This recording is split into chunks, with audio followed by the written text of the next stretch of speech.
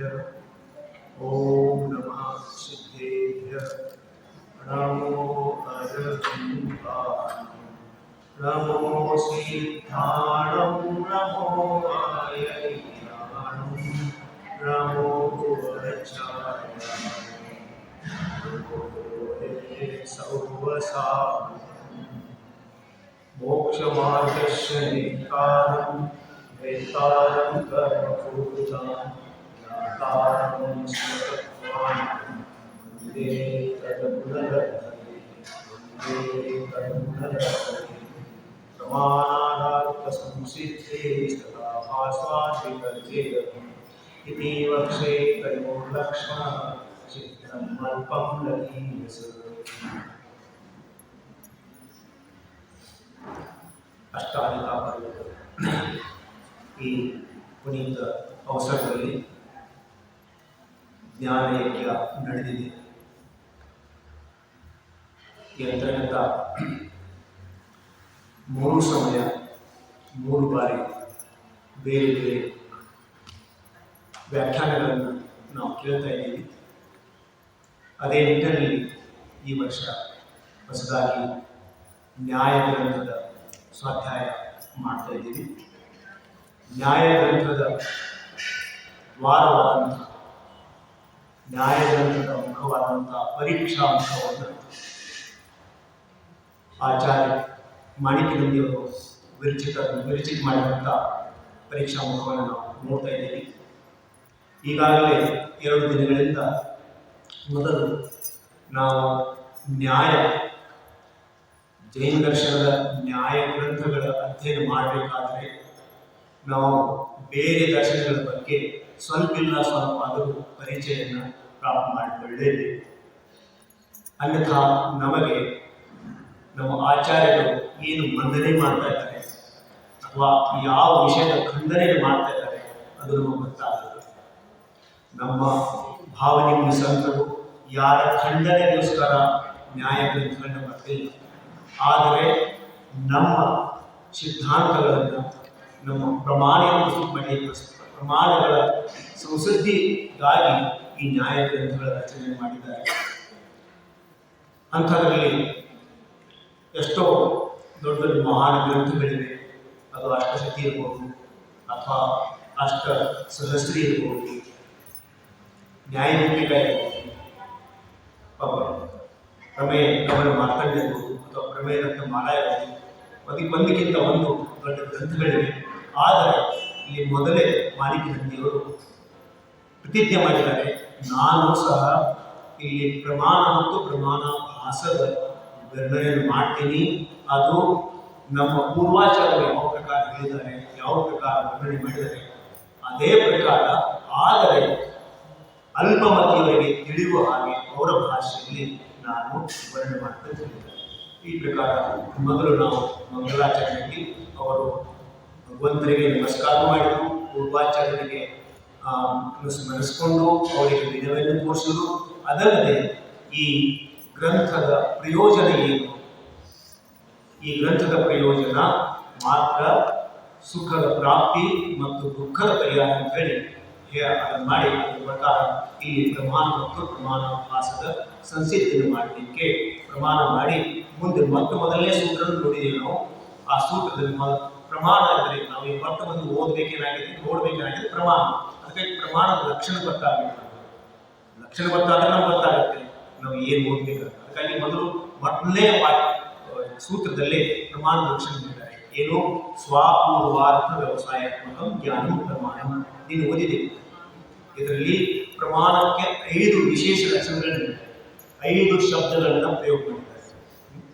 5 ಶಬ್ದಗಳನ್ನು ಪ್ರಯೋಗ ಮಾಡಿದರೆ ಮೊದಲು ಸ್ವ ಅಂತ ಹೇಳಿ, ಆಮೇಲೆ ಅಪೂರ್ವ ಅಂತ ಹೇಳಿ, ಆಮೇಲೆ ವ್ಯವಸಾಯಾತ್ಮಕ ಅಂತ ಹೇಳಿ, ಆಮೇಲೆ ಜ್ಞಾನ ಅಂತ ಹೇಳಿ, ಮತ್ತು ಅಪೂರ್ವ ಅಂತ.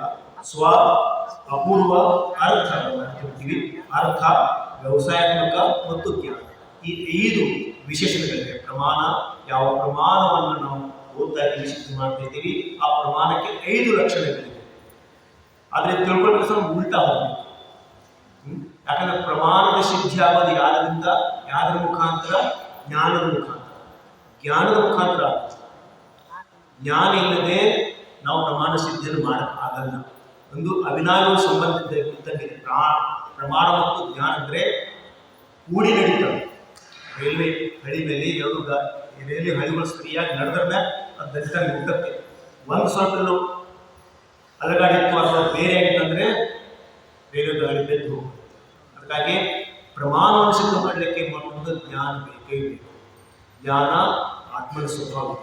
ಅದಕ್ಕಾಗಿ ಆದರೆ ಈ ಜ್ಞಾನ ಪ್ರಮಾಣ ಸಿದ್ಧ ಮಾಡಬೇಕಾದ್ರೆ ಯಾವ ಸಿದ್ಧ ಏನು ಮಾಡಬೇಕು? ಪ್ರಮಾಣ ವ್ಯವಸಾಯ ಅಂದರೆ ಈ ಜ್ಞಾನ ಏನು ಇದು ಮಾಡಬೇಕಾಗಿದೆ, ಅದು ಯಾವ ಅರ್ಥ ಸಿದ್ಧ ಮಾಡಬೇಕಾಗಿದೆ, ಅದು ಹೇಗಿರಬೇಕು? ವ್ಯವಸಾಯಾತ್ಮಕ ಇರಬೇಕು. ವ್ಯವಸಾಯಾತ್ಮಕ ಅಂದರೆ ಅಲ್ಲಿ ನಾವು ಪ್ರಯತ್ನ ಮಾಡಬೇಕು. ಅದರಲ್ಲಿ ನಾವು ಜ್ಞಾನದ ಪ್ರಮಾಣದ ಸಂಸಿದ್ಧಿಯನ್ನು ಮಾಡಬೇಕಾಗಿದೆ. ಅದಕ್ಕಾಗಿ ವ್ಯವಸಾಯಾತ್ಮಕ ಇರಬೇಕು. ಅದು ಯಾರು ವ್ಯವಸಾಯಾತ್ಮಕ ಏನು ಸಿದ್ಧ ಮಾಡಬೇಕಾಗಿದೆ? ಅರ್ಥನ ಸಿದ್ಧ ಮಾಡಬೇಕಾಗಿದೆ. ಪದಾರ್ಥವನ್ನು ನಾವು ಸಿದ್ಧ ಮಾಡಬೇಕಾಗಿದೆ. ಆದರೆ ಆ ಪದಾರ್ಥ ಹೇಗಿರಬೇಕು? ಅಪೂರ್ವವಿರಬೇಕು. ಯಾವ ಪ್ರಮಾಣದ ಅರ್ಥ ಸಿದ್ಧಿ ಯಾವ ಪದಾರ್ಥದಿಂದ ಪ್ರಮಾಣವನ್ನು ಮಾಡ್ತಾ ಇದ್ದೀವಿ ಅದು ಹೇಗಿರಬೇಕು? ಅಪೂರ್ವ ಇರಬೇಕು. ಅಂದರೆ ಇದಕ್ಕಿಂತ ಮುಂಚೆ ಯಾವ ಪ್ರಮಾಣದಿಂದಲೂ ಅದು ಸಿದ್ಧ ಆಗಿರಬಾರ್ದು, ಅದರ ನಿರ್ಣಯ ಆಗಿರಬಾರ್ದು, ಅದರ ಜ್ಞಾನ ಆಗಿರಬಾರ್ದು. ಇಲ್ಲ ಅಂದರೆ ಪಿಷ್ಟಪೇಷನ್ ಆಗಿದೆ. ಮೊದಲೇ ಅದು ನಾವು ಮಾಡಿದ್ದೀವಿ ಅಂದರೆ ಅದು ಪಿಷ್ಟಪೇಷನ್ ಆಗುತ್ತೆ. ಅದೇ ಮಾಡಿದ್ದು ಆರೋಗ್ಯ ಸ್ವಾಮಿ ಆಗುತ್ತೆ. ಅದಕ್ಕಾಗಿ ಅದು ಹೇಗಿರಬೇಕು? ಅಪೂರ್ವ ಇರಬೇಕು. ಆಮೇಲೆ ಅಪೂರ್ವ ಅಲ್ಲದೆ ಅದು ಹೇಗಿರಬೇಕು? ಅದನ್ನು ಯಾರು ನಿರ್ಣಯ ಮಾಡೋದು? ನಾನು. ಸೊ ಅದನ್ನು ಯಾರು ನಿರ್ಣಯ ಮಾಡಬೇಕು? ನಾನು. ಅರ್ಹಂತ ಭಗವಂತನ ನಿರ್ಣಯ ಮಾಡೋಂಗಿಲ್ಲ. ಅವ್ರು ಆಗಲೇ ಮಾಡಿ ಹಾಕಿದೆ. ಅವ್ರು ಆಗಲೇ ಮಾಡಿ ಹಾಕಿದೆ. ವಿಶ್ವದ ಎಲ್ಲ ಪದಾರ್ಥಗಳ 3 ಪರ್ಯಾಯಗಳನ್ನು, ಪ್ರತಿಯೊಂದು ಪದಾರ್ಥ 3 ಭೂತ ವರ್ತಮಾನ ಭವಿಷ್ಯ ಎಲ್ಲ ಪರ್ಯಾಯಗಳನ್ನು ನೋಡ್ತಾ ಇದ್ದಾರೆ, ನೋಡಿದ್ದಾರೆ. ಅವರಿಗಿಲ್ಲ, ನಾನು ನನಗಾಗಿದೆ. ಅದಕ್ಕಾಗಿ ಸ್ವ ಶಬ್ದನ ಪ್ರಯೋಗ ಮಾಡ್ತಾರೆ. ಈ ಪ್ರಕಾರ ನಾನು ವ್ಯವಸಾಯಾತ್ಮಕ ಜ್ಞಾನದ ವ್ಯವಸಾಯಾತ್ಮಕತೆಯಿಂದ ಅರ್ಥವನ್ನು ಎಂಥ ಅರ್ಥ? ಅದು ಅಪೂರ್ವವಾದ ಅರ್ಥವನ್ನು, ಇನ್ನುವರೆಗೆ ಅದನ್ನು ಸಿದ್ಧ ಮಾಡಿದಂಥ ಅರ್ಥವನ್ನು ನಾವು ಈಗ ನಾವು ಸಿದ್ಧ ಮಾಡಬೇಕಾಗಿದೆ. ಈ ಪ್ರಕಾರ ಪ್ರಮಾಣ ಲಕ್ಷಣಗಳಿವೆ. ಇದೆಲ್ಲ ನಾವು ಇನ್ನು ಓದ್ಕೊಂಡಿದ್ದೀವಿ. ಲಾಸ್ಟ್ ಒಂದು ಪ್ಯಾರಾಗ್ರಾಫ್ ಬಿಟ್ಟಿದ್ದೆ, ಒಂದು ಅನುಚ್ಛೇದನ ಬಿಟ್ಟಿದ್ದೆ. ಅದು ಭಾಳ ಇಂಪಾರ್ಟೆಂಟ್ ಇದೆ. ಈ ಪ್ರಕಾರ ಸೂತ್ರದ ಪ್ರತಿಯೊಂದು ಶಬ್ದ 5 ಶಬ್ದಗಳಿವೆಲ್ಲ. 5 ಶಬ್ದಗಳು 5 ಮತಗಳ ಖಂಡನ ಮಾಡಿದ್ದಾರೆ. ಈ 5 ಶಬ್ದಗಳಿವೆಲ್ಲ ಸುಮ್ಮನೆ ಬರ್ದಿಲ್ಲ, 5 ಮತಗಳ ಖಂಡನೆಯನ್ನು ಮಾಡಲಿಕ್ಕೆ ಬರ್ತಿದ್ದಾರೆ. ಈ ಪ್ರಕಾರ ಸೂತ್ರದ ಪ್ರತಿಯೊಂದು ಶಬ್ದವು ಸಾರ್ಥಕವಿದೆ. ಯಾವ ಲೋಕದಲ್ಲಿಯೂ ಸಹ ಯಾವುದೇ ಶಬ್ದ ಅಂದರೆ ಸಾರ್ಥಕ ಇರಬೇಕು. ಸುಮ್ಮನೆ ಶಬ್ದ ಅಂದರೆ ಅದರ ಏನಾದರೂ ಅರ್ಥ ಬರಲೇಬೇಕು. ಸಾರಥಿ ಅಂದ್ರೆ ಗಾಡಿ ನಡೆಸೋನೆ, ಅದ್ರ ಏನೋ ಅರ್ಥ ಬರಬೇಕು. ಸುಮ್ಮನೆ ಬಡಬಡ ಕೂಗುಡು ಗುಡ್ಡಿ ಹಿಂಗೆ ಅಂತಂದರೆ ಅದಕ್ಕೇನು ಅರ್ಥ ನಿರರ್ಥಕ ಶಬ್ದ ಇರೋದೇ ಇಲ್ಲ. ಹಾಗಾಗಿ ಇಲ್ಲಿ ಆದರೆ ಪ್ರತಿಯೊಂದು ಶಬ್ದವು ಸಾರ್ಥಕ ಶಬ್ದವಿದೆ ಮತ್ತು ಪರಮದ ಖಂಡನೆ ಮಾಡುವಲ್ಲಿ ಸಕ್ಷಮವಿದೆ. ಅದಲ್ಲದೆ ಬೇರೆ ಮತದವರು, ಬೇರೆ ದರ್ಶನದವರು ಏನು ಅವ್ರ ಮತ ಇದೆ, ಏನು ಅವ್ರ ಅಭಿಪ್ರಾಯ ಇದೆ, ಆ ಅಭಿಪ್ರಾಯ ಸುಳ್ಳಿದೆ, ಇದು ತಪ್ಪಿದೆ ಅಂತ ಹೇಳಲಿಕ್ಕೆ ಅವರಲ್ಲಿ ಪ್ರತಿಯೊಂದು ಶಬ್ದದಲ್ಲಿ ಸಾಮರ್ಥ್ಯ ಇದೆ. ಇದರಲ್ಲಿ ಜ್ಞಾನ ಪದವಂತೂ ನೈಯಾಯಿಕರ ಸನ್ನಿಕರ್ಷ ಮತ್ತು ವೈಶೇಷಿಕ ಕಾರಕ ಸಾಕಲ್ಯ ಖಂಡನೆ ಮಾಡುತ್ತಾರೆ. ಸನ್ನಿಕರ್ಷ ಏನಂತಾರೆ? ನೈಯಾಯಿಕ ನೋಡಿದ್ದೀವಿ. ನೈಯಾಯಿಕರು ಯೋಗ, ಸಾಂಖ್ಯ ಮತ್ತು ಯೋಗ ಮತ್ತು ನೈಯಾಯಿಕ ಮತ್ತು ನೈಯಾಯಿಕ ಮತ್ತು ವೈಶೇಷಿಕ, ಆಮೇಲೆ ಮೀಮಾಂಸಕ ಮತ್ತು ಯೋಗ, ಮೀಮಾಂಸಕ ಮತ್ತು ವೇದಾಂತಿಕ. ಈ ಪ್ರಕಾರ ನೋಡಿದ್ದೀವಿ ನಾವು. ಇಲ್ಲಿ ನೈಯಾಯಿಕರ ಮತ ಏನಂದ್ರೆ ಯಾವುದೇ ಪದಾರ್ಥ ಜ್ಞಾನ ಆಗಬೇಕಾದ್ರೆ ಸನ್ನಿಕರ್ಷ ಆಗಬೇಕು. ಸನ್ನಿಕರ್ಷ ಅಂದ್ರೆ ಕೂಡಬೇಕು. 2 ಪದಾರ್ಥ ಕೂಡಬೇಕು. ಕೂಡಿದ್ರೆ ಜ್ಞಾನ ಆಗುತ್ತೆ, ಕೂಡದೆ ಹೋದ್ರೆ ಜ್ಞಾನ ಆಗಲ್ಲ. ಆಯ್ತಪ್ಪ, ಒಪ್ಕೊಳ್ಳೋಣ.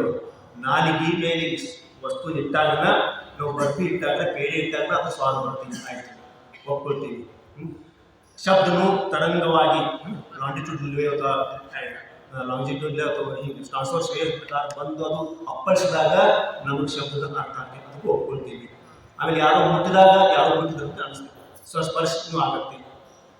ಸ್ಪರ್ಶ ಆಯಿತು, ರಸನ ಇತ್ತು, ಘ್ರಾನು ಆ ಪರಾಗದ ಕಣಗಳು ನಮ್ಮ ಹೂವಿನ ಹೋಗಿ ಮುಟ್ಟಿದಾಗ ನಮಗೆ ಅದರ ಸುಗಂಧಿದೆಯೋ ದುರ್ಗಂಧಿ ಅದು ಗೊತ್ತಾಗುತ್ತೆ. ಆಮೇಲೆ ಕಿವಿ ಮೇಲೆ ಅಭ್ಯಾಸ ಗೊತ್ತಾಗುತ್ತೆ. ಅದು ಕಣ್ಣದೇನು ಮಾಡೋದು, ಕಣ್ಣು ಹೋಗಿ ಆಯಿತು ನಿಮ್ಮನ್ನು ನೋಡ್ತಾ ಇದ್ದೀವಿ, ನಿಮ್ಮ ನೋಡ್ತೀವಿ, ಮೈಕ್ ನೋಡ್ತಾ ಇದ್ದೀವಿ, ಪುಸ್ತಕ ನೋಡ್ತಾ ಇದ್ದೀನಿ, ಅದಾಯಿತು. ಆದರೆ ಬೆಂಕಿನ ಹೆಂಗೆ ನೋಡಬೇಕು, ಸುಟ್ಟು ಹೋಗಲ್ರಿ. ಮತ್ತು ಆಯ್ತು ಈ ಎಷ್ಟಿದೆ, ಈ ಎಲ್ಲ ಜ್ಞಾನ ಇದೆಯಲ್ಲ, ಇದೆಲ್ಲ ಉದ್ಗಲ್ದಿದೆ, ಇದೆಲ್ಲವೂ ಜೀವದಲ್ಲ, ಅಜೀವ ಪದಾರ್ಥಗಳದಾಯಿತು. ನಾನಂತೂ ಜೀವನಿದ್ದೀನಲ್ಲ, ಅದಕ್ಕೆ ಯಾವ ಇಂದ್ರಿಯ ತರಲಿ? ಆತ್ಮನಿಗೆ ಯಾವ ಇಂದ್ರಿಯ ಇದೆಯಾ? ಅತೀಂದ್ರಿಯ ಅದು. ಅದಕ್ಕಾಗಿ ಈ ಪ್ರಕಾರ ಈ ಜ್ಞಾನ ಆಗಬೇಕು, ಮಾನ ಜ್ಞಾನ ಶುದ್ಧ ಮಾಡಬೇಕಾದ್ರೆ ಇಂದ್ರಿಯಗಳ ಸ್ಪರ್ಶದ ಅವಶ್ಯಕತೆ ಇಲ್ಲ. ನಮ್ಮದು ಇಂದ್ರಿಯ ಸ್ಪರ್ಶದ ಆಗತ್ತೆ, ಇಂದ್ರಿಯಗಳ ಸ್ಪರ್ಶ ಆಗೋದ ಅವಶ್ಯಕತೆ ಇಲ್ಲ. ಮತ್ತು ಮುಕ್ತ ಜೀವಗಳಂತೂ ಇಂದ್ರಿಯ ಅವಶ್ಯಕತೆನೇ ಇಲ್ಲ. ಈ ಪ್ರಕಾರ ಅದನ್ನು ಖಂಡನೆ ಮಾಡಲಿಕ್ಕೆ ಇಲ್ಲಿ ಏನಂದ್ರೆ ಜ್ಞಾನ ಶಬ್ದದ ಪ್ರಯೋಗ ಮಾಡಿದ್ದಾರೆ. ಅದಲ್ಲದೆ ವೈಶಿಷ್ಟ್ಯ ಕಾರಕ ಸಾಕಲ್ಲಿ, ಏನು ಕಾರಕ, ಯಾವುದೇ ಒಂದು ಪದಾರ್ಥದ ಜ್ಞಾನ ಆಗಬೇಕದು ಎಲ್ಲ ಕಾರಕಗಳಿರ್ತವೆ. ಒಂದು ಕಾರಕಗಳು ಕೆಲಸ ಆಗಂಗಿರುತ್ತೆ. ಈಗ ನಮ್ಮಲ್ಲಿ ಏನಿದೆ, ಒಂದು ಇದಾಗಬೇಕಾದ್ರೆ ವಸ್ತುವಿನ ಜ್ಞಾನ ಆಗಬೇಕಾದ್ರೆ 3 ಸಾಕು. ಒಬ್ಬ ಕರ್ತ, ಒಬ್ಬ ಕರಣ, ಒಂದೊಂದು ಕ್ರಿಯಾಪದ, ಮತ್ತೊಂದು ಕರ್ಮ. ಒಂದು ಕರ್ತ, ಕರ್ಮ, ಕ್ರಿಯಾಪದ ಮತ್ತು ಕರ್ತ, ಕರ್ಮ ಮತ್ತು ಕ್ರಿಯಾಪದ, ಈ 3 ಆಗಕ್ಕೆ. ಮತ್ತು ಕರಣ ಒಂದು ಬೇಕು. ನಾನು ಆ ಮೊಬೈಲಲ್ಲಿ ನೋಡ್ತಾ ಇದ್ದೀನಿ, ನಾನು ಕರ್ತ ಆದೆ. ಏನನ್ನು ನೋಡ್ತಾ ಇದ್ದೀನಿ? ಕರ್ಮ. ಮತ್ತು ಕರ್ಮ ಅಂದರೆ ಗೊತ್ತಿರಬೇಕು, ಕರ್ಮದಲ್ಲಿ 2 ಪ್ರಕಾರ, ವ್ಯಾಕರಣದಲ್ಲಿ 2 ಪ್ರಕಾರ ಕರ್ಮ ಇದೆ. ಒಂದು ಸಕಾರಾತ್ಮಕ ಮತ್ತು ಒಂದು ಅಕರ್ಮಕ ಮತ್ತು ಸಕರ್ಮಕ. ಯಾವುದರಲ್ಲಿ ಪ್ರಶ್ನೆದ ಉತ್ತರ ಸಿಗುತ್ತೆ ಅದಕ್ಕೆ ಸಕರ್ಮಕ ಅಂತಾರೆ. ನಾನು ಲಡ್ಡು ತಿಂದೆ, ನೀನು ಏನನ್ನು ತಿಂದೆ? ಲಡ್ಡು ತಿಂದೆ. ನಾನು ಪುಸ್ತಕ ಓದಿದೆ, ಏನು ಓದಿದೆ? ಪುಸ್ತಕ ಓದಿದೆ.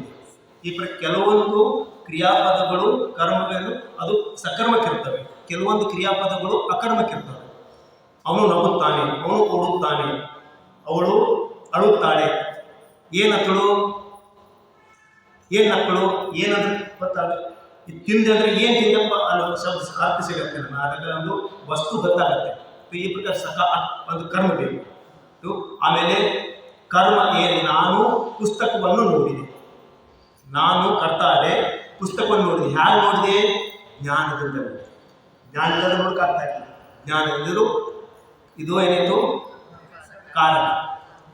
ನಾನು ಬೆಳಗಾವಿಯಿಂದ ಬಂದೆ, ನಾನು ಬೆಳಗಾವಿಯಿಂದ ಬಸ್ಸಿನಿಂದ ಬಂದೆ. ಇಲ್ಲಿ ಹಿಂದೆ 2 ಬಂದು, ಬೆಳಗಾವಿಯಿಂದ ಮತ್ತು ಬಸ್ಸಿನಿಂದ. ಒಂದು ಬೆಳಗಾವಿಯಿಂದ ಅದು ಅಪಾದಾನ ಕಾರಕ, ಬಿಟ್ಟು ಬಂದೆ. ಆದರೆ ಎದರಿಂದ ಬಂದೆ? ಬಸ್ಸಿನಿಂದ ಬಂದೆ. ಅದು ಯಾವ ಕಾರಕ, ಯಾವ ಸಾಧನ ಎಂದು ಅದಕ್ಕೆ ಕಾರಕ ಅಂತಾರೆ. ಸಾಧನ ಬೇಕು. ಇಲ್ಲಿ ಜ್ಞಾನದಿಂದ ಏನು ನೋಡಿದೆ? ಪುಸ್ತಕವನ್ನು ನೋಡಿದೆ. ಈ ಪ್ರಕಾರ ನೋಡುವ ಕ್ರಿಯೆ. ಈ ಪ್ರಕಾರ ನಾವು 4 ಇದ್ರೆ ಸಾಕು, ಉಳಿದೇನು ಕಾರ್ಯಗಳ ಅವಶ್ಯಕತೆ ಇಲ್ಲ. ಇವರು ಆದರೆ ಇವರು ಪ್ರತಿಯೊಂದು ಎಲ್ಲ ಕಾರ್ಯಗಳು ಇರಲೇಬೇಕಂತ ಹೇಳ್ತಾರೆ. ಅದಕ್ಕೂ ಕಾರಕ ಸಕಾರದ ಖಂಡನೆಯನ್ನು ಮಾಡಿದ್ದಾರೆ. ಆಮೇಲೆ ವ್ಯವಸಾಯಾತ್ಮಕ ಶಾಸ್ತ್ರವು ಬೌದ್ಧರ ನಿರ್ವಿಕಲ್ಪ ಜ್ಞಾನವನ್ನು, ಅಂದರೆ ಯಾವುದೇ ವಿಕಲ್ಪ ಆಗಬಾರ್ದು, ನಿರ್ವಿಕಲ್ಪ ಜ್ಞಾನ. ವಿಕಲ್ಪ ಮಾಡದೆ ನಮಗೆ ಜ್ಞಾನದ ಅರಿವಾಗಬೇಕು. ಯಾವುದೇ ವಸ್ತು ಜ್ಞಾನ ಇಲ್ಲ, ವಿಕಲ್ಪ ಮಾಡಲೇಬೇಕು. ವಿಕಲ್ಪ ಮಾಡಿದಾಗಲೇ ವಸ್ತು ಜ್ಞಾನ. ಅದಕ್ಕಾಗಿ ಇಲ್ಲಿ ಬೌದ್ಧರ ನಿರ್ವಿಕಲ್ಪ ಏನು ಪ್ರಮಾಣ ಇದೆ ಅದನ್ನು ಇಲ್ಲಿ ಇದು ಮಾಡಿದ್ದಾರೆ. ಮುಂದೆ ಇದರೊಳಗೆ ಬರುತ್ತೆ, ವ್ಯವಸಾಯ ಶಾಸ್ತ್ರಗಳಲ್ಲಿ ಮತ್ತು ವಿಶ್ಲೇಷಣೆ ಮಾಡಿದ್ದಾರೆ. ಆಮೇಲೆ ಅರ್ಥಶಬ್ದವು ವಿಜ್ಞಾನ ಅದ್ವೈತವಾದ ಮತ್ತು ಚಿತ್ರೈತವಾದದ ಇಲ್ಲಿ ಖಂಡನೆ ಮಾಡಿದ್ದಾರೆ. ವಿಜ್ಞಾನ ಅದ್ವೈತವಾದ ಮಾಡ್ತಾರೆ. ಅಲ್ಲಿ ಆತ್ಮ ಸತ್ತಾನೇ ಇಲ್ಲ. ಜೀವೋ ಬ್ರಹ್ಮೈವ ನಾಪ, ಜೀವ ಬ್ರಹ್ಮನೇ ಇದೆ, ಮತ್ತು ಬೇರೆ ಏನೂ ಇಲ್ಲ. ಆದರೆ ಅದರಲ್ಲಿ ಇದರೊಳಗೆ ಕಲ್ಮಶ ಇದೆ. ಈಗ ಏನು ಅವಿದ್ಯಾ, ಆಮೇಲೆ ಅವಿದ್ಯಾರೂಪಿ ಗಾಡ್ ನಿದ್ರೆ ಬದುಕಿದ್ದಾರೆ. ಆಮೇಲೆ ಜೀವತ್ವ, ಕರ್ಮತ್ವ ಮತ್ತು ಭೋಕ್ತೃತ್ವ ಇಂಥ ಎಷ್ಟೋ ಮಿಥ್ಯಾ ಕರ್ಮಗಳಿದಾವೆ. ಅವು ನಾಶ ಆದಂದ್ರೆ ಬ್ರಹ್ಮನಾಳು ಕೂಡ್ತಾನೆ. ಅದು ಬ್ರಹ್ಮ ಅಂದ್ರೆ ಅದು ಅಸ್ತಿತ್ವ ಉಳಿಯುತ್ತೆ. ಈ ಪ್ರಕಾರ ಈ ವಿಜ್ಞಾನದ ಅರ್ಥ ಅಂದ್ರೆ ಯಾವುದು, ಆತ್ಮನ ಒಂದು ವಸ್ತು ಇರಲೇಬೇಕು. ಆತ್ಮನ ಸಿದ್ಧ ಮಾಡಬೇಕಾದ್ರೆ ಅರ್ಥ ಇರಲೇಬೇಕಲ್ಲ, ಅವ್ರಲ್ಲಿ ಆತ್ಮನೇ ಇಲ್ಲ. ಈ ಪ್ರಕಾರ ಈ ಅರ್ಥದ ಸಿದ್ಧಿ ಇದು ನೋಡ್ರಿ, ಅವಿದ್ಯಾ ರೂಪಿ ಗಾಢ ನಿದ್ರಾ ಮೇ ಸೋಯಾ ಹೇ. ಅದಕ್ಕಾಗಿ ಅವ್ರಿಗೇನಂತೂ ಅವ್ನಿಗೆ ಎಬ್ಬಿಸ್ತಾರ ಅವರು. ತ್ವತ್ ತಮಸಿ, ನೀನು ಅದೇ ಇದೆ. ತ್ವತ್ ನೀನು, ತ್ವಂ ನೀನೇ, ಅಸಿ ನೀನು ಅದೇ ಇದೆ, ನೀನು ಬ್ರಹ್ಮ ಇದೆ. ಏನಂತಾರೆ ಮೊದಲೇನಂದ್ರು, ಜೀವೋ ಬ್ರಹ್ಮೈಶ್ವರ ನ ಅಪರ. ಜೀವ ಬ್ರಹ್ಮನೇ ಇದೆ, ಬೇರೆ ಇಲ್ಲ. ಅದಕ್ಕಾಗಿ जीवत्व, कर्मत्व, भोगत्व ಮತ್ತು सभी मिथ्या कल्पनाएं जब नाश हो जाती है तो जो ब्रह्मा में मिल जाता है.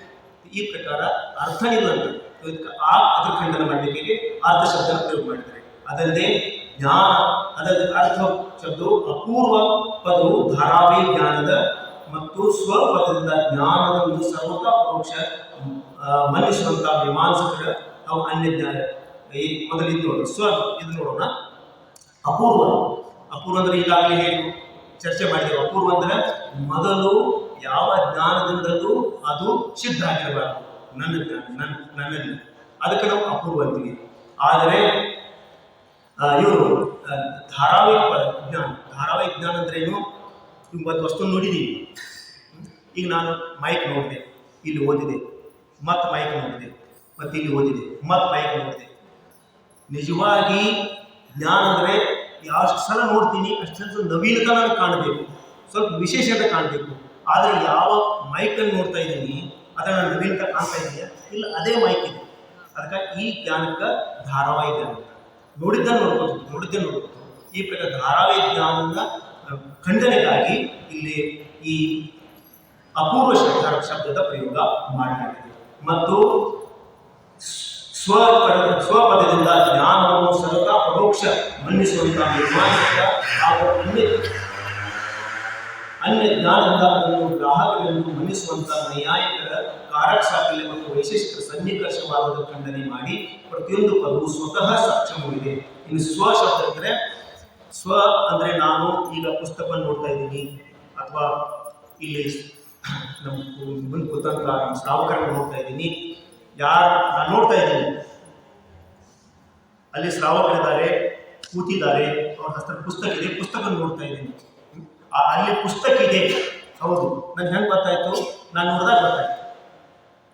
ನಾನು ನೋಡದೆ ಹೋದರೆ ಅದು ಗೊತ್ತಾಗ್ತಾ ಇರಲಿಲ್ಲ. ಅದಕ್ಕಾಗಿ ಯಾವಾಗ ನಾವು ಆ ಟೈಮ್ಗೆ ಯಾವ ಸಮಯದಲ್ಲಿ ನೋಡ್ತಾ ಇದ್ದೀನಿ ಅವಾಗ ನನ್ನ ಜ್ಞಾನ ಆಗ್ತಾ ಇದೆ. ಯಾಕಂದ್ರೆ ನಾನು ಹೇಳ್ತಾ ಇದ್ದೀನಿ ನಾನು ನೋಡ್ತಾ ಇದ್ದೀನಿ ಅಂದ್ರೆ ನನ್ನಲ್ಲಿ ಜ್ಞಾನ ಅದು ನೋಡ್ತಾ ಇದೆ, ನನ್ನಲ್ಲಿ ಜ್ಞಾನ ಇಲ್ಲಾದ್ರೆ ಅದು ನೋಡ್ತಾ ಇದ್ದಿಲ್ಲ. ಅದಕ್ಕಾಗಿ ಜ್ಞಾನ ನೋಡ್ತಾ ಇದೆ. ಈ ಮಾತನ್ನ ಈ ಮೀಮಾಂಸಕರು ಈ ವಿಚಾರಧಾರೆಯನ್ನ ಖಂಡನೆ ಮಾಡಲಿಕ್ಕೆ ಇಲ್ಲಿ ಸ್ವಶಬ್ದದ ಪ್ರಯೋಗ ಮಾಡಿದ್ದಾರೆ. ಈ ಪ್ರಕಾರ ಈ ಸೂತ್ರದಲ್ಲಿ, ಮೊದಲನೇ ಸೂತ್ರದಲ್ಲಿ ಬಂದಂತ ಜ್ಞಾನ ಆಗಲಿ, ವ್ಯವಸಾಯಾತ್ಮಕ ಆಗಲಿ, ಅಪೂರ್ವ ಆಗಲಿ, ಅರ್ಥ ಆಗಲಿ ಅಥವಾ ಸ್ವ ಆಗಲಿ, ಇವುಗಳು ಪರಮತಗಳ ಅವರ ಏನು ವಿಚಾರಧಾರೆ ಇದೆ ಅದು ತಪ್ಪಾಗಿದೆ, ಅದನ್ನು ಖಂಡನೆ ಮಾಡಲಿಕ್ಕೆ. ಮತ್ತು ನಾನೇ ಹೇಳ್ತಾ ಇದ್ದೀನಿ, ಈ ಯಾವುದೇ ಒಂದು ವಸ್ತುವಿನ ಜ್ಞಾನ ಆಗಬೇಕಾದ್ರೆ ನಾವು ಜ್ಞಾನ ಆಗಲೇಬೇಕು. ಅದರಲ್ಲಿ ಸನ್ನಿಕರ್ಷ ಆಗಲಿ ಅಥವಾ ಸ್ಪರ್ಶ ಆಗಲಿ ಆಗುವುದು ಅವಶ್ಯಕತೆ ಇಲ್ಲ ಅನ್ನೋದನ್ನ. ಅದಲ್ಲದೆ ಇನ್ನು ಈ ಮೊದಲನೇ ಅಧ್ಯಾಯದಲ್ಲಿ ಮೊದಲನೇ ಸೂತ್ರ ಏನು ಹೇಳಿದಾರೆ ನೋಡ್ರಿ. ಈಗಂತೂ ಇಲ್ಲಿ ಸಂಕ್ಷಿಪ್ತವಾಗಿ ಹೇಳಿದ್ರು. ಇನ್ನು ಮುಂದಿನ ಸೂತ್ರಗಳಲ್ಲಿ ಉಳಿದ 12 ಸೂತ್ರಗಳಲ್ಲಿ ಈ ಸೂತ್ರದ ವಿಶ್ಲೇಷಣೆ ಮಾಡಿದ್ದಾರೆ. ಇನ್ನು ಈಗ ಮಾತ್ರ ಪ್ರಮಾಣದ ಒಂದು ಲಕ್ಷಣ ಹೇಳ್ತಾರೆ. ಪ್ರಮಾಣ ಅಂದ್ರೆ ಹೇಳಿದ್ರು.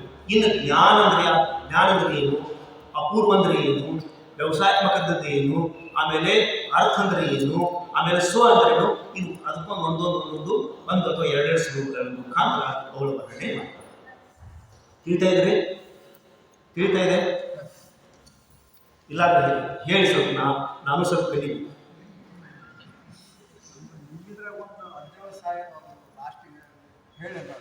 ಅಧ್ಯವಸಾಯ ನೀನು ಹೇಳಿ ಇಲ್ಲ, ಅದು ಅಧ್ಯವಸಾಯ. ಸಂಶಯ ವಿಪರ್ಯ ಮತ್ತು ಅಧ್ಯವಸಾಯ. ಸಂಶಯ ವಿಪರ್ಯ ಮತ್ತು ಅಧ್ಯವಸಾಯ. ಸಂಶಯ ಅಂದ್ರೆ ನಿರ್ಣಯ ಆಗೋದಿಲ್ಲ. ಸಂಶಯ ಅಂದ್ರೆ ಹಾವೇತು ಅಥವಾ ಹಾಕ್ಬೇಕು, ಹಾವೇತು ಅಥವಾ ಹಾಕ್ಬೇಕು, ಅದಕ್ಕೆ ಸಂಶಯ ಅಂತೀವಿ. ವಿಪರ್ಯ ಅಂದ್ರೆ ವಿಪರೀತ, ಅಯ್ಯೋ ಹಾವೇ ವಿಧಿಕಲ್ಲಿ ಹಾಕ, ಅದಕ್ಕೆ ಹಾವು. ಆಮೇಲೆ ಅಧ್ಯವಸಾಯ ಅಂದ್ರೆ ಭೂಪಕ್ಕೆ ಏನೋ ಕಾಲಿ ಹತ್ತಿದೆ, ಅದು ಒಂದು ಪ್ರಕಾರ ಸಂಶಯ ಇದ್ದಂಗೆ. ಸಂಶಯ ಕಾಲಿಗೆ ಏನೋ ಹತ್ತಿ ಬಿಟ್ಟಿದೆ.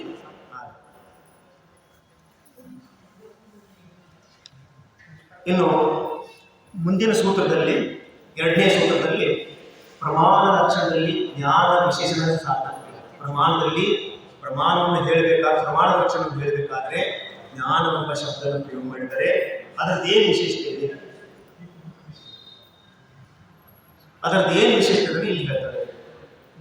ಹಿತಾಹಿತ ಪ್ರಾಪ್ತಿ ಪರಿಹಾರಾರ್ಥಂ ಹಿ ಪ್ರಮಾಣಂ ತಥೋ ಜ್ಞಾನವೇವ ತತ್. ಹಿತ ಅಹಿತ ಪ್ರಾಪ್ತಿ ಪರಿಹಾರಾರ್ಥಂ ಹಿ ಪ್ರಮಾಣಂ. ಪರಿಹಾರ ಸಮರ್ಥಂ ಹಿ ಪ್ರಮಾಣಂ ತಥೋ ಜ್ಞಾನಂ ಏವ ತತ್. ಅದು ಜ್ಞಾನವೇ ಇದೆ. ತಥೋ ಅಂದ್ರೆ ಅದು ಜ್ಞಾನವೇ ಇದೆ. ಏನು? ಹಿತದ ಪ್ರಾಪ್ತಿ, ಅಹಿತ ಪರಿಹಾರ. ಹಿತಾಹಿತ ಅಂದ್ರೆ ಹಿತವನ್ನು ಸಂಧಿ ವಿಚ್ಛೇದ ಮಾಡಬೇಕು. ಹಿತ ಮತ್ತು ಅಹಿತ. ಹಿತ ಯಾರು ಸರಾಗಿದ್ರಿ? ಪ್ರಾಪ್ತಿ ಸರಾಗಿ.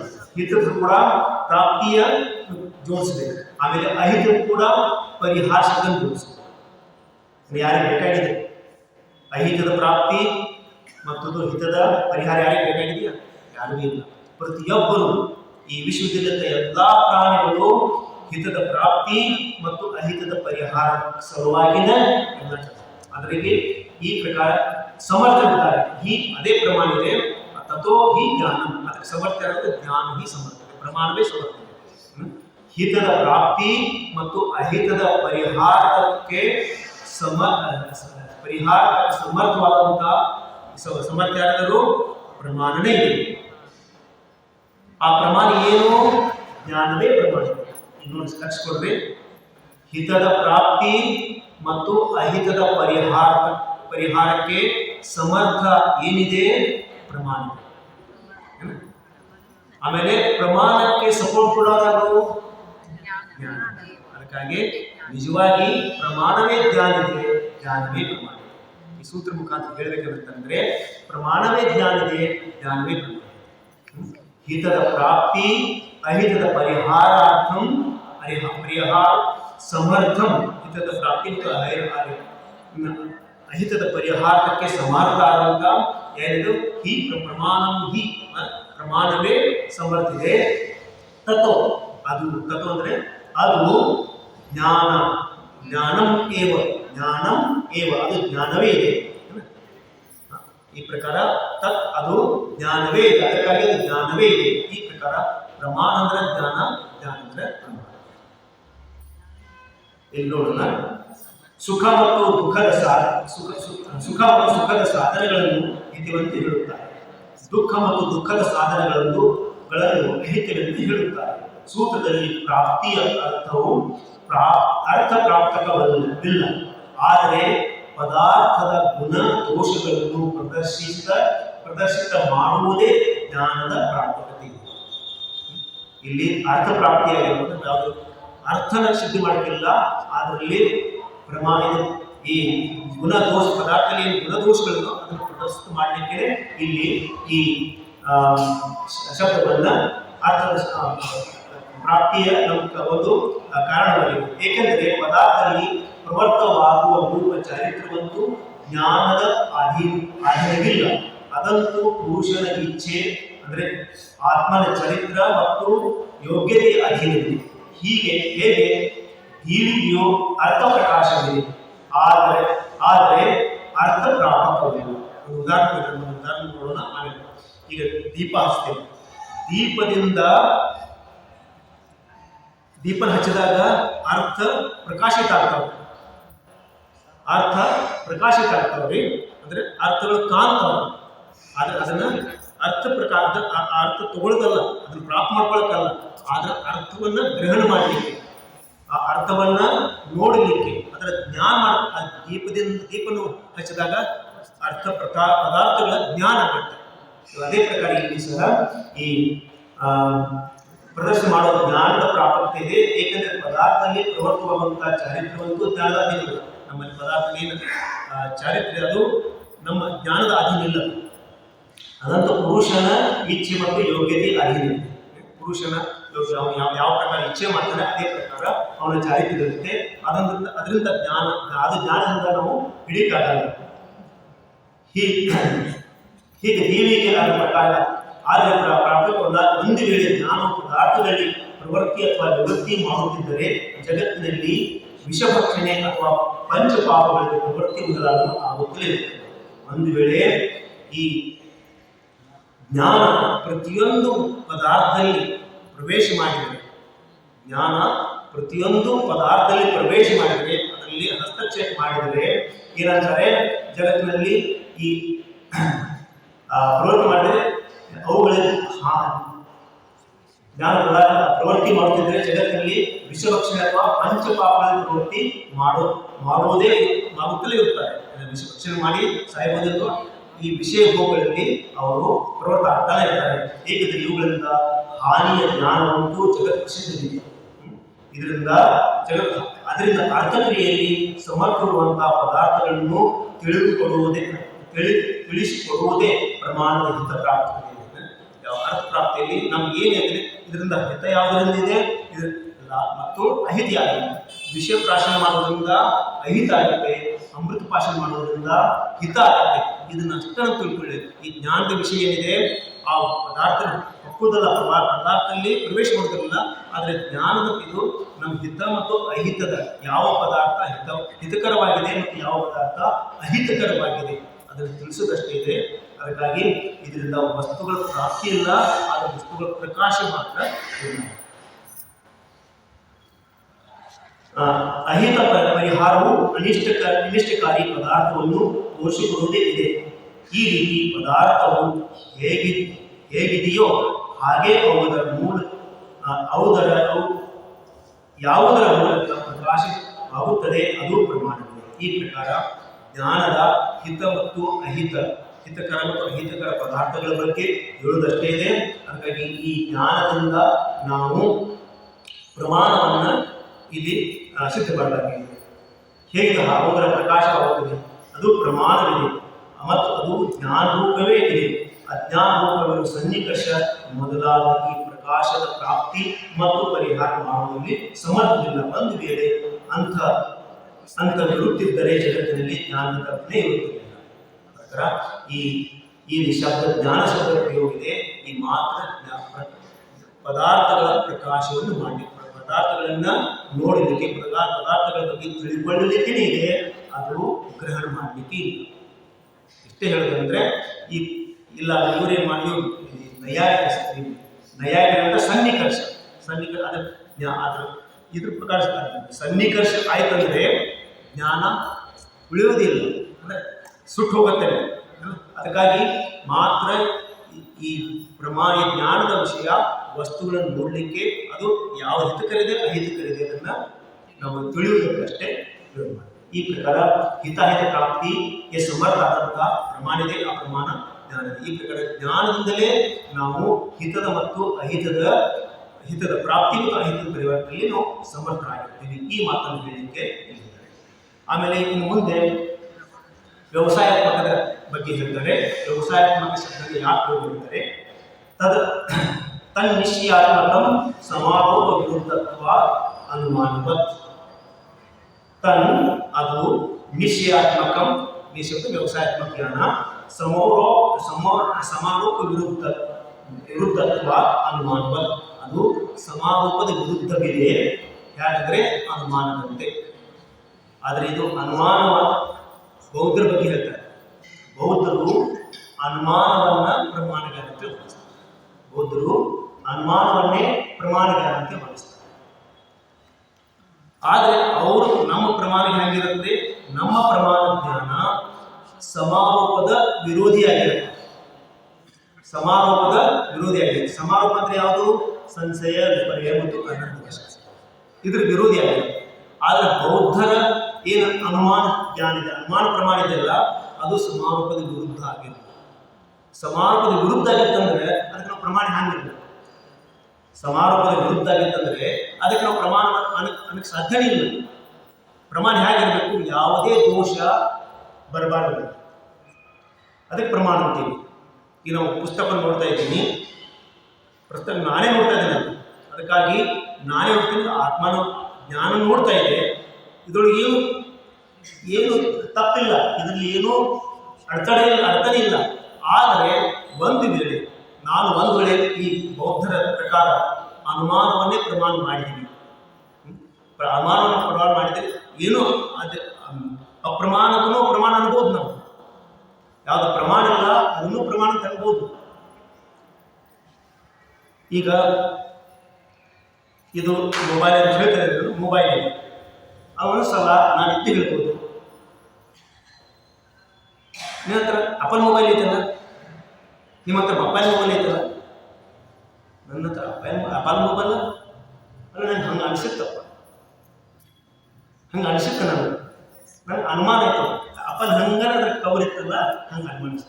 ಅರೆ ಕವರ್ ಇರ್ಬೋದು, ಆದರೂ ಆ ಮೊಬೈಲ್ ಅಪ್ಪಲ್ಲ. ಈ ಪ್ರಕಾರ ಹಿಂಗಾದ್ರೆ ನಾವು ಅದನ್ನು ಏನು ಅಂದರೆ ಇದರಲ್ಲಿ ಸಮಾರೋಪ ಬಂದ್ಬಿಡ್ತು, ಸಂಶಯ, ವಿಪರ್ಯ, ಅನದ್ವಶ ಬಂದ್ಬಿಡ್ತು. ಅಂದರೆ ನಾನು ಏನು ಹೇಳ್ತಾ ಇದ್ದೀನಿ ಅದು ಕರೆಕ್ಟ್ ಇಲ್ಲ. ಐದೊಂದು ಸರ್ ನೀವು ಜೇಬಲ್ಲಿ 100 ರೂಪಾಯಿ ಇದೆ ಅಲ್ಲ ಸರ್, ಹೆಂಗೆ ಹೇಳಿದ್ರಿ ನೀವು? ಅದೇನೋ ಹಾಗೆ 5 ಪರ್ಪಲ್ ಕಲರ್ ಕಾಣ್ತಾ ಇತ್ತು, ಸ್ವಲ್ಪ ಮೇಲ್ ಬಂದಿತ್ತು. ಹೌದು ಸರ್, 100 ರೂಪಾಯಿ ಇದೆ.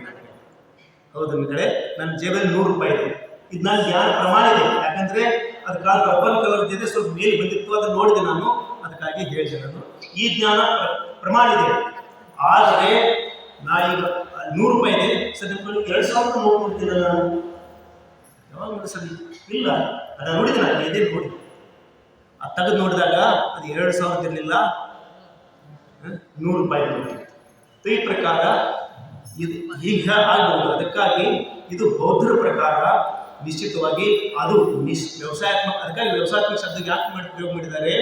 ಅದು ಸತ್ಯಾಸತ್ಯದ ನಾವು ವಿವೇಚನೆ ಮಾಡಲೇಬೇಕು. ಆ ಸತ್ಯಾಸತ್ಯ ವಿವೇಚನೆ ಮಾಡಲಿಕ್ಕೆ ಈ 3 ಸಮಾರೋಪಗಳ ಪ್ರಯೋಗ ಮಾಡಿದ್ರೆ ಗೊತ್ತಾಗುತ್ತೆ ಇದು ಪ್ರಮಾಣಿದೆಯೋ ಅಥವಾ ಅಪ್ರಮಾಣಿದೆಯೋ, ಪ್ರಮಾಣ ಭಾಷೆದೆಯೋ, ಪ್ರಮಾಣಿದೆಯೋ ಪ್ರಮಾಣ ಭಾಷೆದೆಯೋ ನಮಗೆ ಗೊತ್ತಾಗುತ್ತೆ. ಈ ಪ್ರಮಾಣವು ಪದಾರ್ಥದ ನಿಶ್ಚಯಾತ್ಮಕವಿದೆ, ಸಮಾರೋಪ ವಿರೋಧಿಯಾಗಿರುವುದರಿಂದ ಅನುಮಾನ ಹಾಗೆ. ಅಂದರೆ ಸಮಾರೋಪ ಹೇಳಿದ್ರೆ ಸಂಶಯ ಮತ್ತು ಅನಂತ. ಪ್ರಮಾಣದ ಲಕ್ಷಣದಲ್ಲಿ ವ್ಯವಸಾಯಾತ್ಮಕ ವಿಶೇಷಣವನ್ನು ಬೌದ್ಧರ ನಿರ್ವಿಕಲ್ಪ ಮನ್ನಣೆಯ ಖಂಡನದ ಸಲುವಾಗಿ ಕೊಡಲಾಗಿದೆ. ಜ್ಞಾನದ ವ್ಯವಸಾಯಾತ್ಮಕ ಅರ್ಥಾತ್ ನಿಷೇಧನವಂತೂ ವಿಪರೀತ ಜ್ಞಾನದಲ್ಲಿಯೂ ಇರುತ್ತದೆ. ಏನಂದರೆ ಜ್ಞಾನದ ವ್ಯವಸಾಯಾತ್ಮಕ ಅರ್ಥಾತ್ ನಿಷೇಧನವಂತೂ ವಿಪರೀತ ಜ್ಞಾನದಲ್ಲಿಯೂ ಇರುತ್ತದೆ. ಈಗ ಉದಾಹರಣೆ ಪಟ್ಟಣ, ಈಗ ಹೇಳಿದೆ ಉದಾಹರಣೆ ಪಟ್ಟೆ ನಾನು, ಇದು ವಿಪರೀತ. ಅವ್ರ ಜೇಬಲ್ಲಿ 100 ರೂಪಾಯಿ ಇರಲಿಲ್ಲ, 2000 ಇರಲಿಲ್ಲ, ಆದರೆ ಒಂದೇ 100 ರೂಪಾಯಿ ಇತ್ತು. ಆದರೂ ಅದಕ್ಕೆ ಖಡಖಂಡಿತವಾಗಿ ಹೇಳಿದ್ದಲ್ಲ, ವಿಪರೀತವೂ ಇರಬಹುದು. ಅದರಿಂದ ಅದು ಸಮಾರೋಪ ವಿರೋಧಿಯಾಗಿಲ್ಲ. ಇದೇ ಕಾರಣದಿಂದ ಪ್ರಸ್ತುತ ಸೂತ್ರದಲ್ಲಿ ನಿಶ್ಚಯಾತ್ಮಕದ ಜೊತೆಗೆ ಸಮಾರೋಪ ವಿರುದ್ಧತ್ವಾತ್ ಇದನ್ನು ಖಂಡನೆ ಮಾಡಲಿಕ್ಕಿದೆ. ಇದು ಖಂಡನೆ ಮಾಡಲಿಕ್ಕೆ ಪೂರ್ವಾಪರ ವಿರೋಧ ಇರದೇ ಅಂತ ಪ್ರಮಾಣ ಇದ್ರೂ ಅದು ನಿಜವಾದ ಪ್ರಮಾಣ. ಅದಕ್ಕಾಗಿ ಈ ಪೂರ್ವಾಪರ ವಿರೋಧವನ್ನು ನಾವು ಅದನ್ನು ಕಂಡು ಹಿಡಿಯಲಿಕ್ಕೆ ವ್ಯವಸಾಯಿಕ ಶಬ್ದವನ್ನು ಪ್ರಯೋಗ ಮಾಡ್ತೀವಿ. ಶಬ್ದವನ್ನು ನೀಡಲಾಗಿದೆ. ಅದರ ಅರ್ಥವು ಇದು ನಿಶ್ಚಯವಿರುವ ಕಾರಣವೆಂದರೆ ಅದರದ್ದು ಮಿಥ್ಯಾ ಜ್ಞಾನ ರೂಪ ಸಂಶಯ, ವಿಪರ್ಯ ಮತ್ತು ಅನಧ್ಯವಶದಿಂದ ಸಹ ಸಹವಾ ಸಹಾವಸ್ಥಾನ ಲಕ್ಷಣಕ್ಕೂ ವಿರೋಧವಿದೆ. ಎಲ್ಲಿ ವಸ್ತುವಿನ ಯಥಾರ್ಥ ನಿಶ್ಚಯ ಇರುತ್ತದೆ ಅಲ್ಲಿ ಸಂಶಯ ವಿಪರ್ಯ ಮತ್ತು ಅದ್ಯವನಷ್ಟ ವಶಾರೂಪ ಸಮಾರೋಪ ಇರುವಿಕೆ ಸಂಬಂಧಿಲ್ಲ. ಒಂದು ವೇಳೆಯಲ್ಲಿ ಪದಾರ್ಥದ ನಿಶ್ಚಯ ರೂಪಿದೆ, ವಿಷಯ ನಿಶ್ಚಿತಾರ್ಥ ಇದೆ, ಅಲ್ಲಿ ಸಂಶಯ ವಿಪರ್ಯಕ್ಕೆ ಸಾಧ್ಯನೇ ಇಲ್ಲ. ಬೌದ್ಧರ ಅನುಮಾನ ಪ್ರಮಾಣದಲ್ಲಿ ಸಮಾರೋಪ ವಿರೋಧಿಯಾಗಿರುವುದರಿಂದ ನಿಶ್ಚಯಾತ್ಮಕ ಪ್ರಮಾಣವೆಂದು ಮನ್ನಿಸುತ್ತಾರೆ. ಅದೇ ರೀತಿ ಪ್ರಮಾಣವು ಕೂಡ ಸಮಾರೋಪ ವಿರೋಧಿಯಾಗಿರುವುದರಿಂದ ನಿಶ್ಚಯಾತ್ಮಕವಾಗಿದೆ. ಈ ಪ್ರಕಾರ ಇವರೇನು ಹೇಳಿದ್ದಾರೆ, ಬೌದ್ಧರು ಹೇಳಿದ್ದಾರೆ, ಇದು ಅನುಮಾನ ಪ್ರಮಾಣ ಇದೆ, ಆದರೆ ಅದು ಸಮಾರೋಪದ ವಿರೋಧಿ ಆಗಿದ್ದರೆ ಮಾತ್ರ ಅದು ನಿಶ್ಚಯ ಇರುತ್ತದೆ, ಅದು ಪ್ರಮಾಣ ಇರುತ್ತೆ, ಅನ್ನಕ್ಕೆ ಅದು ಪ್ರಮಾಣ ಭಾಸ ಇದೆ. ಆದರೆ ಇಲ್ಲಿ ಬೌದ್ಧರ ಇದರಲ್ಲಿ ಪ್ರಮಾಣ ಭಾಸ ಇದೆ, ಯಾಕಂದ್ರೆ ಅದು ಸಮಾರೋಪದ ವಿರೋಧಿಯಾಗಿಲ್ಲ. ಇನ್ನು ಅಪೂರ್ವ ಶಬ್ದದ ಪ್ರಯೋಗ ಮಾಡಿದರೆ, ಅಪೂರ್ವ ಶಬ್ದದ ಪ್ರಯೋಗ ಇಲ್ಲಿ ಮಾಡಿದರೆ, ಅನಿಶ್ಚಿತೋ ಅಪೂರ್ವಾರ್ಥ. अनिश्चितो अपूर्वार्थ. अनिश्चित अपूर्व वह अर्थ अपूर्व है जो अनिश्चित है. ಯಾವ ಅರ್ಥವು ಅಪೂರ್ವಾರ್ಥ ಆಗಿದೆ, ಯಾವುದು ಇನ್ನೂ ನಿಶ್ಚಯ ಆಗಿಲ್ಲ, ಇನ್ನೂ ಅದರ ನಿರ್ಧಾರ ಆಗಿಲ್ಲ, ಇನ್ನೂ ಅದರ ನಿರ್ಣಯ ಆಗಿಲ್ಲ, ಅದಕ್ಕೆ ಅಪೂರ್ವಾರ್ಥ ಅಂತಾರೆ. ಯಾವ ಪದಾರ್ಥದ ನಿಶ್ಚಯವನ್ನು ಯಾವುದೇ ಪ್ರಮಾಣದಿಂದ ಮೊದಲೆಂದು ಮಾಡಲಾಗಿಲ್ಲ, ಅದು ಅಪೂರ್ವಾರ್ಥ ಎನಿಸಿಕೊಂಡಿರುತ್ತದೆ.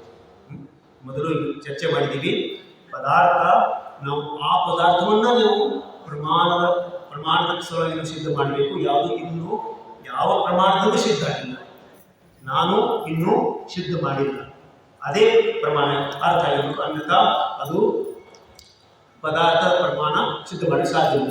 ಯಾವ ಪದಾರ್ಥ ನಿಶ್ಚಯವನ್ನು ಯಾವುದೇ ಪ್ರಮಾಣದಲ್ಲಿ ಮೊದಲಿಂದಲೂ ಮಾಡಲಾಗಿಲ್ಲ, ಅದುವೇ ಅಪೂರ್ವ ಪದಾರ್ಥ ಎನಿಸಿಕೊಳ್ಳುತ್ತದೆ. ಅಂದರೆ ಮೊದಲು ಹೇಳಿದಾರ ಅವರು, ಪ್ರಮಾಣದ ಮೊದಲು ಅದು ಅರ್ಥಸಿದ್ಧ ಆಗಿರಬಾರದು, ಅನ್ಯಥಾ ಅದು ಪಿಷ್ಟಕೇಶನವಾಗುತ್ತದೆ. ಧಾರಾವಿ ಜ್ಞಾನ ಎಂದರೆ ಒಂದೇ ವಸ್ತುವನ್ನು ವಿಷಯವನ್ನಾಗಿ ಮಾಡಿಕೊಳ್ಳುತ್ತಿರುತ್ತದೆ, ಅದು ಪ್ರಮಾಣವಿದೆ. ಧಾರಾವಾಹಿ ಜ್ಞಾನ ಎಂದರೆ ಒಂದೇ ವಸ್ತುವನ್ನು ವಿಷಯವನ್ನಾಗಿ ಮಾಡಿಕೊಳ್ಳುತ್ತಿರುತ್ತದೆ, ಅದು ಅಪ್ರಮಾಣವಿದೆ. ಪ್ರಮಾಣತೆಯಂತೂ ಯಾವಾಗಲೂ ಅದು ಯಾವುದೇ ಪ್ರಮಾಣದ ಮೂಲಕ ತಿಳಿಯಲಾಗಿಲ್ಲವೋ ಅಂಥ ವಸ್ತುವನ್ನು ವಿಷಯವನ್ನಾಗಿ ಮಾಡಿಕೊಳ್ಳುತ್ತದೆ, ಆಗ ಆಗುತ್ತದೆ ಹೇಳುವುದಾಗಿ ಹೇಳ್ತಾರೆ. ಅಂದರೆ ಈಗ ಮೊದಲೇ ಚರ್ಚೆ ಮಾಡಿದ್ದೀವಿ, ಪ್ರಮಾಣ ಅಂದರೆ ಪ್ರಮಾಣದ ಪ್ರಮಾಣತೆಯನ್ನು ಇನ್ನೂವರೆಗೆ ಯಾವ ಪ್ರಮಾಣದಿಂದ ನಾವು ಸಿದ್ಧ ಮಾಡಿದೆವೋ ಅದಕ್ಕೆ ನಾವು ಅರ್ಥ ಅಪೂರ್ವಾರ್ಥ ಅಂತೀವಿ, ಅನ್ಯಥಾ ಅದು ಅಪೂರ್ವಾರ್ಥ ಆಗಲ್ಲ. ಈಗ ಉದಾಹರಣೆ ಹೇಳಿದೆ, ಒಂದೇ ವಸ್ತುವನ್ನು ಪದೇ ಪದೇ ನೋಡೋದು. ಯಾವ ವಸ್ತುವನ್ನು ನೋಡಿದಾಗ ನಾವು ಪ್ರತಿ ಸಲ ವಿಶೇಷತೆ ಕಾಣಬೇಕು, ಅಂದರೆ ಅದು ನಿಜವಾಗಿ ಅಪೂರ್ವಾರ್ಥ ಆಗತ್ತೆ. ಒಂದೇ ಪದಾರ್ಥದಲ್ಲಿ ಅದೇ ಒಂದೇ ವ್ಯಕ್ತಿಯನ್ನು ನೋಡ್ತಾ ಇದ್ರೆ ಅವನೇ ನೋಡಿದ್ರೆ ಈ ಪ್ರಕಾರ ಪದೇ ಪದೇ ಅವನೇ ನೋಡಿದ್ರೆ ಅದರಲ್ಲಿ ಏನು ವಿಶೇಷತೆ ಇಲ್ಲ. ಆದರೆ ಅದೇ ವಸ್ತು ನೋಡಿದರೂ ಸಹ ನಮಗೆ ವಿಶೇಷತೆ ಏನಾದರೂ ಅನಿಸುತ್ತೆ. ಈಗ ನೀವು ಮತಿಜ್ಞಾನ ಓದಿದ್ರಿ, ಮತಿಜ್ಞಾನದ 4 ಭೇದಗಳು: ಅವಗ್ರಹ, ಇಹ, ಆವಾಯ, 4 ಭೇದಗಳು.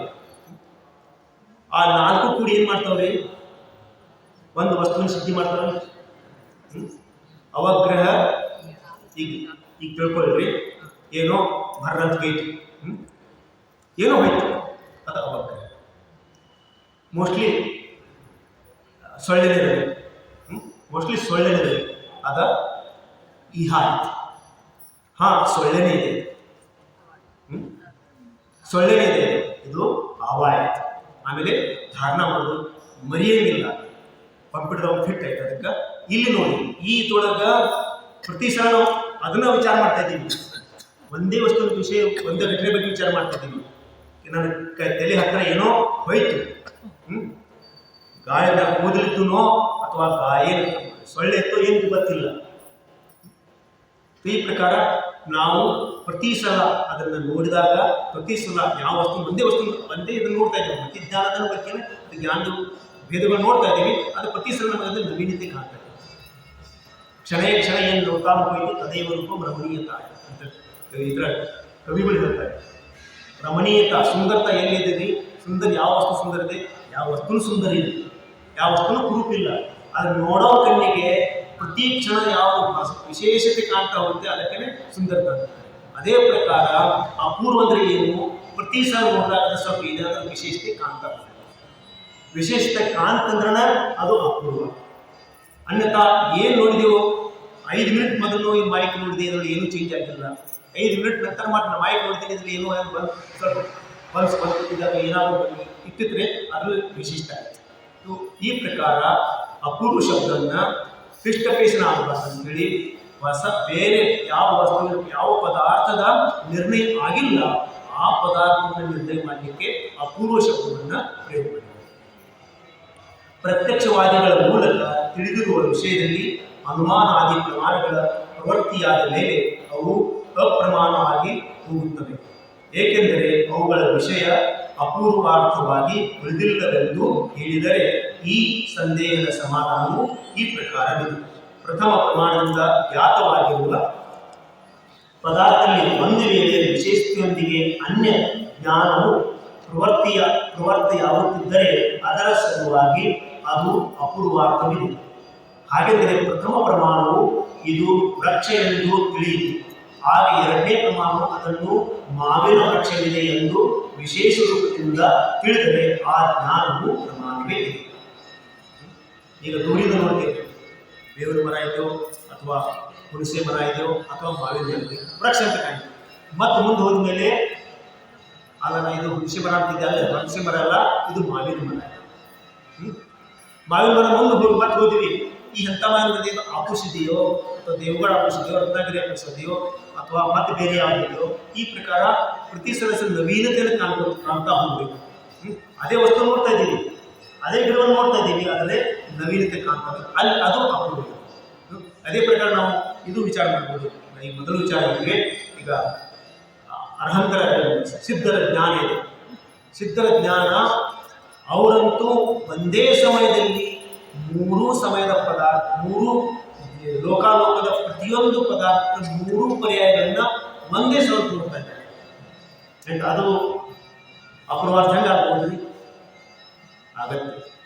ಈ ಬೆಳೆಗಳು ತಾಯಿಯವರು ಹೇಳ್ತಾ ಇದ್ರು, ಅನಾದಿ ಕಾಲದಿಂದ ನಾವು ಅಜ್ಞಾನಿಗಳಿದ್ದೇವೋ, ಅಜ್ಞಾನಿ ಕಾಲದ ರಾಗದ್ವೇಷಗಳಿದ್ದಾವೋ ಅಥವಾ ಒಂದು ಸಮಯದ ಪರ್ಯಾಯ.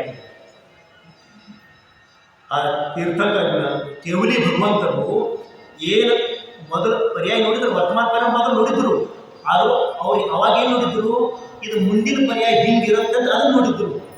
ಈಗ ವರ್ತಮಾನ ನೋಡ್ತಾ ಇದ್ದಾರೆ.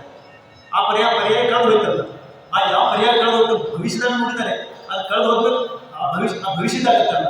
ಅದಕ್ಕಾಗಿ ಇಲ್ಲಿ ಅಪೂರ್ವಾರ್ಥದ ರೋಗ ಆಗಲ್ಲ. ಇಲ್ಲಿ ಯಾವುದೇ ಇದು ಸಂಶಯ ಪರ್ಯಾಯ ವಿಷಯ ಬರಲ್ಲ. ಯಾಕಂದ್ರೆ ಪ್ರತಿ ಕ್ಷಣ ಸಮಯ ಪರ್ಯಾಯ ಬದಲಾಗ್ತಾ ಇದೆ. ಆ ಪ್ರತಿ ಪರ್ಯಾಯ ಬದಲಾದಾಗ ಭೂತದಾಗಿದ್ದಾಗ ಅವರು ವರ್ತಮಾನದಂತೆ ನೋಡ್ತಾ ಇದ್ದಾರೆ, ಆದರೆ ಅದೇ ಭೂತದ ವರ್ತಮಾನದಂತೆ ವರ್ತಮಾನದಂತೆ ನೋಡ್ತಾರೆ, ಆಮೇಲೆ ಭವಿಷ್ಯದಂತೆ ನೋಡ್ತಾರೆ.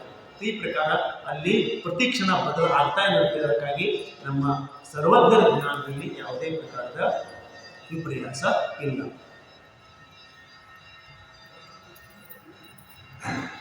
ಇನ್ನೊಂದು ಸೂತ್ರ ತಗೋಣ. ಇದಕ್ಕೆ ಸಹ ಏನಿದೆ, ಅಪೂರ್ವಾದ 2ನೇ ಲಕ್ಷಣ ಹೇಳ್ತಾರೆ.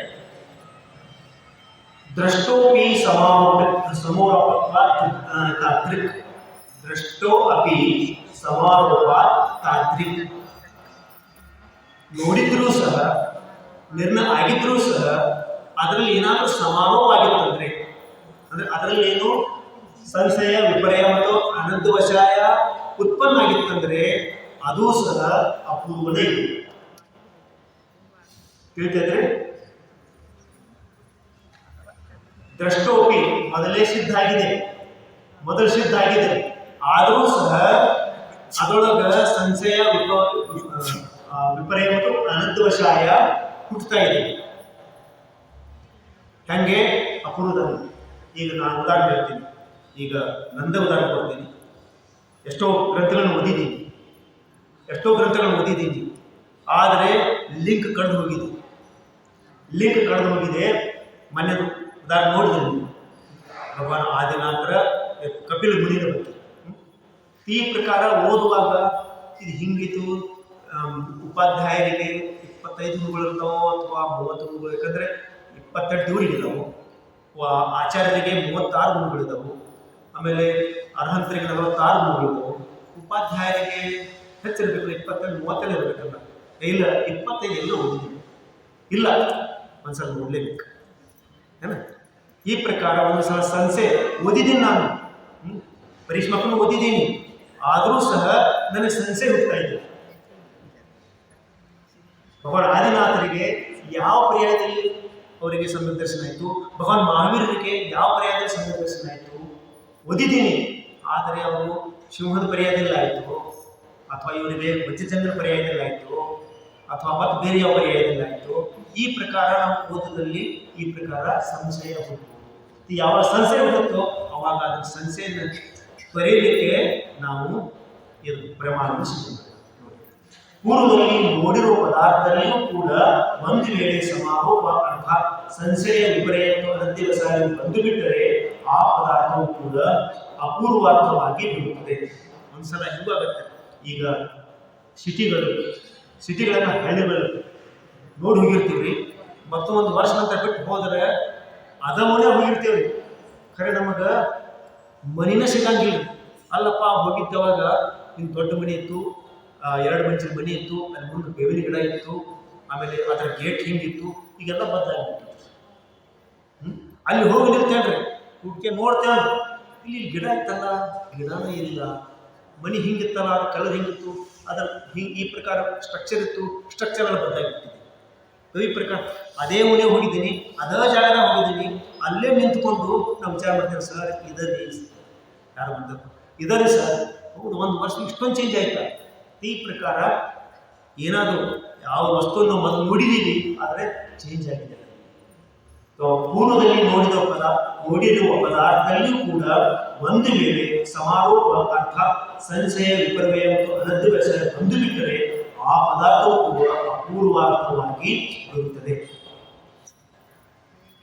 ಅದೇ ಉದಾಹರಣೆ ಕೊಡ್ತಾರೆ. ಹೀಗೆ ಓದಿದ ಪುಸ್ತಕ, ಹೀಗೆ ಉದಾಹರಣೆ ಹೇಳಬೇಕು, ಹೀಗೆ ಓದಿದ ಪುಸ್ತಕವು ಅನಭ್ಯಾಸದಿಂದ ಪುನಃ ಅಪಠಿತವಾಗಿ ಹೋಗಿಬಿಡ್ತದೆ. ಸ್ಪೆಷಲಿ ಕರ್ನಾಣಿ ಯೋಗ ಆಗಲಿ ಅಥವಾ ದ್ರವ್ಯಾಣಿ ಯೋಗ ಆಗಲಿ ಎಲ್ಲ ಇದ್ರೊಳಗೆ ಸ್ವಲ್ಪ ನಮಗೆ ಸಂಶಯ ಆಗುತ್ತೆ. ಚರ್ನಾನಿಗೂ ಸಂಶಯ ಆಗುತ್ತೆ. ಓದಿರ್ತೀವಿ, ಓದಿದ ಮೇಲೆ ಲಿಂಕ್ ಬಿಟ್ಟು ಬಿಡ್ತೀವಿ. ಯಾಕಂದ್ರೆ ಯಾವ ಅಭ್ಯಾಸದಲ್ಲಿ ಇರ್ತದೆ ಅದು ಯಾವಾಗಲೂ ತಲೆಯಲ್ಲಿ ಬಿಡುತ್ತೆ. ಅಭ್ಯಾಸವನ್ನು ಕಳೆದು ಹೋಯ್ತು ಅಂದರೆ ಮತ್ತೆ ನಾವು ಮರೆತು ಬಿಡ್ತೀವಿ. ನಾವು ಸ್ವಲ್ಪ ನೋಡ್ಬೇಕು. ಈಗಲೂ ಸರ್ ನಾವು ವಿದ್ಯಾರ್ಥಿ ವರ್ಷ ಬನ್ನಿ ಸರ್, ನಾವು ಕತೆ ಹೇಳಿದ್ಮೇಲೆ ನಾ ಹೇಳ್ತೀವಿ 2-5 ನಿಮಿಷ ನಮ್ಗೆ ಕೊಡಪ್ಪ, ಆಮೇಲೆ 5 ನಿಮಿಷ ಕೊಟ್ಟ ಮೇಲೆ ಬರ್ತೀವಿ. ಯಾವ ಕತೆ ಹೇಳಬೇಕಾದ್ರೆ ಸ್ವಲ್ಪ ರಿಕಾಲ್ ಮಾಡ್ಕೊಳ್ಬೇಕು, ಏನು ತಪ್ಪು ಹೇಳಬಾರ್ದು. ಈ ಪ್ರಕಾರ ಈ ಮೋಸ್ಟ್ಲಿ ಜ್ಞಾನದಲ್ಲಿ ಈ ಪ್ರಕಾರ ಆಗಿರ್ತದೆ. ಮೀಮಾಂಸಾ ದರ್ಶನದಲ್ಲಿ ಪ್ರಭಾಕರ ಮಠದವರು ಸರ್ವತಾ ಅಪೂರ್ವ ಅರ್ಥವನ್ನೇ ಪ್ರಮಾಣ ವಿಷಯವನ್ನು ಬಂಧಿಸುತ್ತಾರೆ. ಮೀಮಾಂಸಕರು ಪ್ರಭಾಕರ ಮಠವರಲ್ಲಿ ಆಚಾರ್ಯರಿದ್ದಾರೆ. ಪ್ರಭಾಕರ ದರ್ಶನಕ್ಕೆ ಅವರು ಅಪೂರ್ವ ಪದಾರ್ಥವನ್ನೇ ಪ್ರಮಾಣಕ್ಕೆ ಗಮನಿಸುತ್ತಾರೆ. ಅವರ ಖಂಡನವನ್ನು ಈ ಸೂತ್ರದಲ್ಲಿ ಮಾಡಿದ್ದಾರೆ. ಜೈನ ದರ್ಶನ ಪ್ರಮಾಣ ವಿಷಯದಲ್ಲಿ ಕಥಂಚಿತ್ ಅಪೂರ್ವಾರ್ಥದ ಸ್ವೀಕಾರವಿದೆ. ಅಂತೆಯೇ ವ್ಯಾಪ್ತಿ ಜ್ಞಾನದಲ್ಲಿಯೇ ಪ್ರವರ್ತಿರುವ ಅನುಮಾನ ಜ್ಞಾನದ್ದು ಪ್ರಮಾಣತೆ ಸಿದ್ಧವಾಗುತ್ತದೆ. ಈ ವ್ಯಾಪ್ತಿ ಮುಂದೆ ಅನುಮಾನ, ತರ್ಕ ಅನುಮಾನ ಆಗಬಿಟ್ಟು ಅವಾಗ ವ್ಯಾಪ್ತಿ ಜ್ಞಾನದ ಬಗ್ಗೆ ನಾವು ನೋಡ್ಕೋತೀವಿ. ಹೆಂಗೆ ವ್ಯಾಪ್ತಿ ನೋಡಬೇಕು. ಯತ್ರ ಯತ್ರ ವನ್ನಿ, ಯತ್ರ ಯತ್ರ ಧೂಮ, ತತ್ರ ತತ್ರ ವನ್ನಿ. ಆದರೆ ಯತ್ರ ಯತ್ರ ವನ್ನಿ ತತ್ರ ತತ್ರ ಧೂಮ ಸಂಭವಿಲ್ಲ. ಈ ಪ್ರಕಾರ ವ್ಯಾಪ್ತಿ ಹೆಂಗೆ ಕೊಡಿಸ್ಬೇಕು ಅದ್ರ ಬಗ್ಗೆ ಹೇಳಿದ್ರೆ ಸ್ವೀಕಾರ.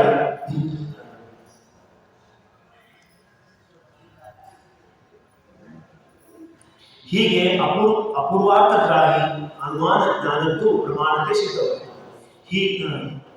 ಸ್ಮೃತಿ ಪ್ರತ್ಯವಿಜ್ಞಾನ ಮೊದಲಾದ ಪರೋಕ್ಷ ಪ್ರಮಾಣಗಳಲ್ಲಿ ಪ್ರಮಾಣತೆಯು ಸಂಭವಿದೆ.